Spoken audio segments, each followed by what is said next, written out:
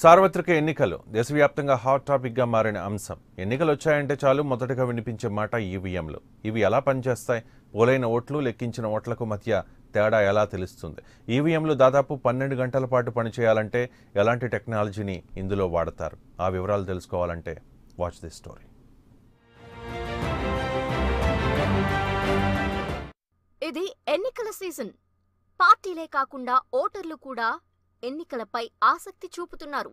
ఒకప్పుడు vote వేయటమంటే polling బూత్కు వెళ్లటం, అక్కడ ఎన్నికల సిబ్బంది ఇచ్చిన పొడవైన బ్యాలెట్ పేపర్పై ఉన్న గుర్తుల్లో తమకు నచ్చిన ఒక అభ్యర్థిపై ముద్ర వేయటం, ఆ తర్వాత దాన్ని మడతపెట్టి అక్కడే ఉంచిన బ్యాలెట్ బాక్స్లో వేయటమే తంతుగా ఉండేది. ఓట్ల లెక్కింపు, ఫలితాల వెల్లడికి కనీసం 1-2 రోజుల సమయం పట్టేది. కానీ ఇప్పుడు కాలం మారింది. ఆధునిక సాంకేతిక పరిజ్ఞానం అందుబాటులోకి వచ్చింది.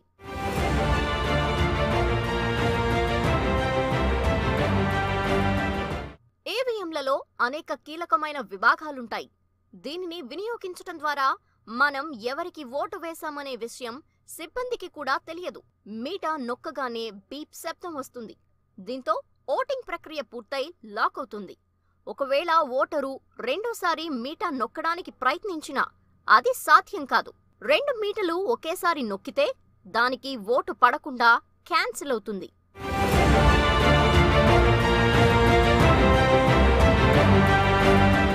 ప్రస్తుతమున్న పోలింగ్ నిబంధనల ప్రకారం ఈవీఎంలు దాదాపు 12 గంటల పాటు పనిచేయాల్సి ఉంటుంది. దానికి తగ్గట్టుగానే ఈవీఎంలలో అత్యాధునిక టెక్నాలజీని వినియోగించారు. 6 వోల్ట్లతో పనిచేసే బ్యాటరీ సహాయంతో ఈవీఎంలు పనిచేసేలా రూపొందించారు. విద్యుత్ సరఫరా నిలిచిపోయినా ఈ యంత్రాలు నిరంతరాయంగా పనిచేస్తూనే ఉంటాయి. ఒక్కో ఈవీఎంకు 3840 ఓట్లను నమోదు చేసుకునే సామర్థ్యం ఉంది. ఇలాంటి యంత్రాలు ఒక్కో పోలింగ్ కేంద్రంలో కనీసం 1 లేదా 2 అందుబాటులో ఉంచుతారు. అదేవిధంగా ఒక్కో ఈవీఎంలో 16 గుర్తులు మాత్రమే ఉంటాయి.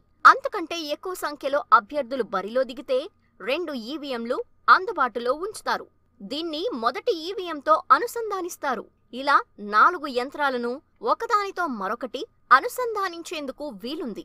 అంటే ఒక నియోజకవర్గంలో 64 మంది అభ్యర్థులు బరిలో ఉన్నప్పటికీ ఈ ఈవీఎంల ద్వారానే ఎన్నికలు నిర్వహించవచ్చు.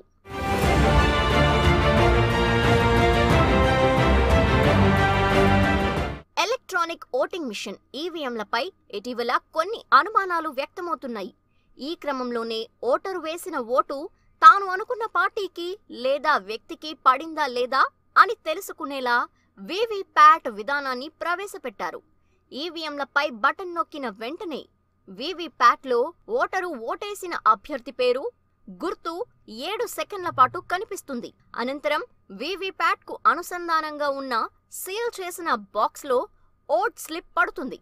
ఇటీవల తెలంగాణ ఎన్నికల్లో ఈవీఎంలలో నిక్షిప్తమైన ఓట్ల సంఖ్యకు ఒరిజినల్గా పోలైన ఓట్లకు మధ్య తేడా ఉందన్న వాదన వినిపించింది.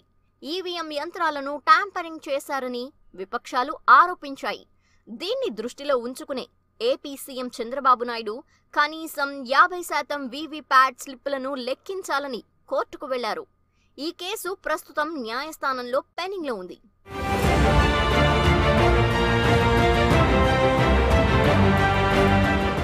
ఈవీఎంల పనితీరు, ట్యాంపరింగ్ అంశాలపై ఎన్నికల సంఘం తరచూ వివరణ ఇస్తూనే ఉంది.